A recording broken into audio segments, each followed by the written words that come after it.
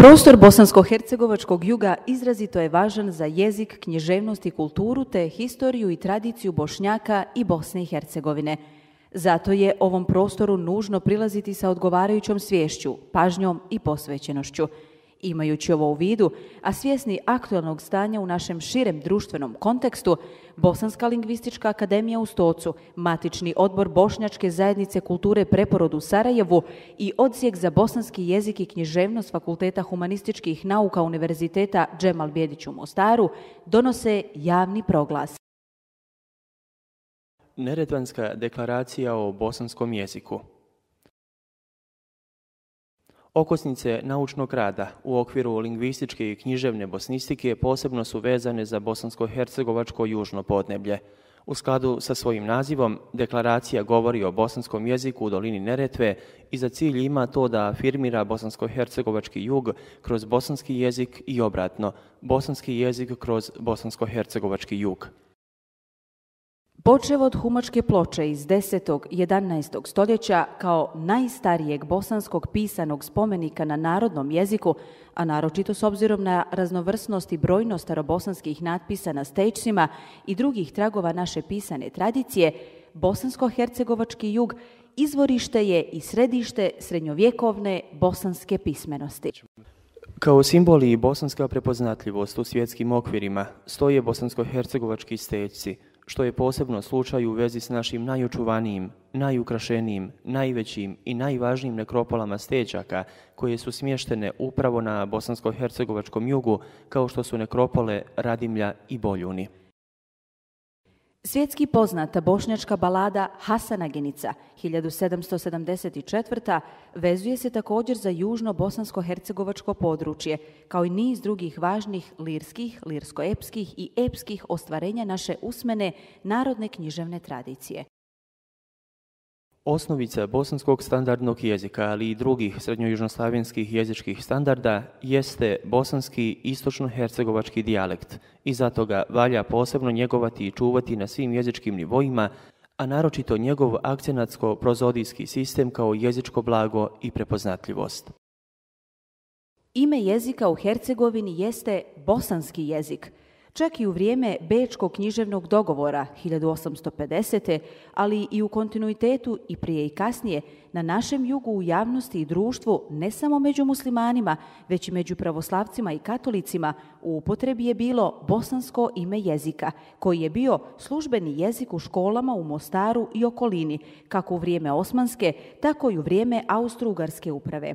U tom smislu, uz niz drugih, treba se sjetiti Halila Hrle, Omera Hume ili Ibrahima Kapetanovića, ali i pravoslavnih i katoličkih prvaka našeg juga, poput Pere Tunguza i biskupa Pavla Dragičevića. Rodonačelnik novije bošnjačke književnosti, Mehmed Beg Kapetanović Ljubušak, jedan je od najangažiranijih proevropskih usmjerenih intelektualaca u Bosni i Hercegovini, krajem 19. i početkom 20. stoljeća, a snagom svojeg kulturnog i društvenog pregalaštva stekao je i status bošnjačkog Vuka Karadžića. Zalažući se za uvođenje zapadne pismenosti među bosanskim muslimanima, pokrenuo je i list Bošnjak 1891. a njegov rad na sakupljanju i sistematiziranju književne tradicije rezultirao je i zbirkama Narodno blago 1887.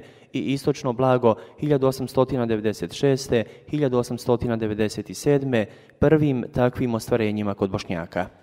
Pored toga što je bio naročito važan književni i kulturni centar Osmanske Bosne s piscima poput Hasana Zijaije, Derviš Paše Bajezidagića, Fevzije Mostarca, Mustafe Jubovića Šejhjuje, Habibe Rizvanbegović Stočević, Arifa Hikmetbega Rizvanbegovića Stočevića i drugih, Mostar i bosansko-hercegovačko južno podneblje i tokom cjelokupnog novijeg vremena jedno je od najvažnijih središta književnosti i kulture u Bosni i Hercegovini.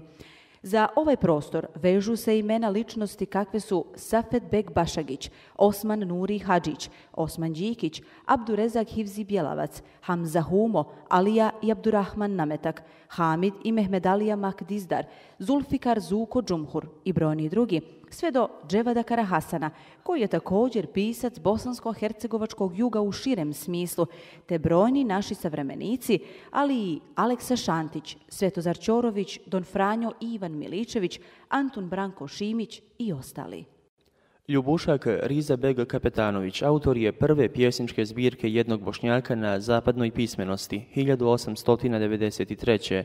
s dramskim fragmentom Ali Paša 1894. Nevesinjac Safet Beg Bašagić začetnik je bošnjačke dramske književnosti, a Mostarci Osman Nuri Hadžić i Ivan Miličević autori su prvog bosansko-hercegovačkog i bošnjačkog romana Bez nade 1895. čija se radnja izbiva u Mostaru. U Mostaru je krajem 19. i početkom 20. stoljeća djelovalo više društava važnih za književnost i kulturu Bosne i Hercegovine, što je vrijeme kada je Mostar bio i grad opsjednut pozorištem.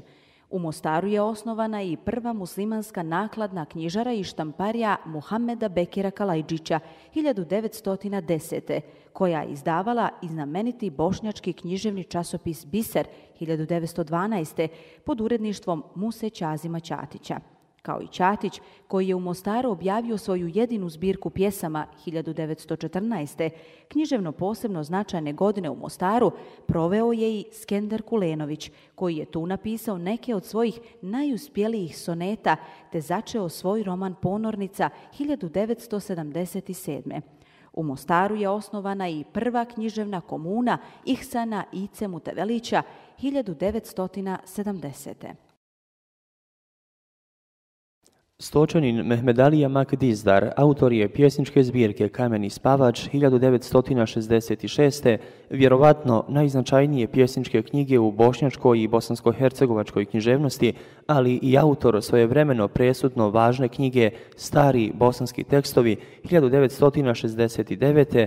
kojom kao i svojom poezijom afirmira bosanski i srednji vijek, dok sam bosanski jezik afirmira u važnom tekstu Marginalije o jeziku i oko njega 1970. Prvi izbor iz bošnjačke književnosti, Biser je 1972.